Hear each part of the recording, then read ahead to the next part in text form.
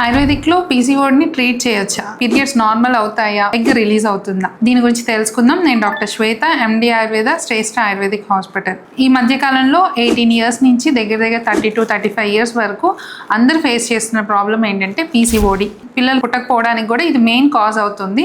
అసలు ఏంటి పీసీఓడి? వస్తే ఎలా ఉంటుంది, మన బాడీలో చేంజెస్ ఏం జరుగుతున్నాయి అనే దాని గురించి తెలుసుకుందాం. ఎక్కువగా మనం ఏం చూస్తామంటే లేడీస్లో అనవసరంగా వెయిట్ పెరిగిపోతుంటారు. తిన్నా తినకపోయినా బాడీలో హార్మోనల్ డిస్టర్బెన్స్ వల్ల వెయిట్ పెరగడము, అన్వాంటెడ్ హెయిర్ అంటే మూతి మీద కానీ గెడ్డం దగ్గర కానీ ఎక్కువ హెయిర్ రావడం కానీ, అండ్ హెయిర్ ఫాల్ చూస్తూ ఉంటారు.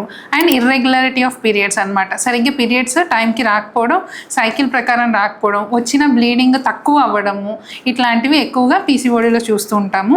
సో ఖచ్చితంగా ఆయుర్వేదిక్లో పీసీఓడి ట్రీట్ చేసుకోవచ్చు, మళ్ళీ నార్మల్ రావచ్చు, అండ్ ఎగ్ కూడా రిలీజ్ అవుతుంది. సో దీని గురించి అంతగా టెన్షన్ పడాల్సిన అవసరం లేదు. దీనికోసం ఖచ్చితంగా మంచి మెడిసిన్స్ ఉన్న ఆయుర్వేదిక్లో at the same time treatments కూడా ఉన్నాయి. సో కాబట్టి ఆయుర్వేదిక్ ఆప్ట్ చేసుకోండి, హ్యాపీగా పీసీఓడీస్ని తగ్గించుకోండి.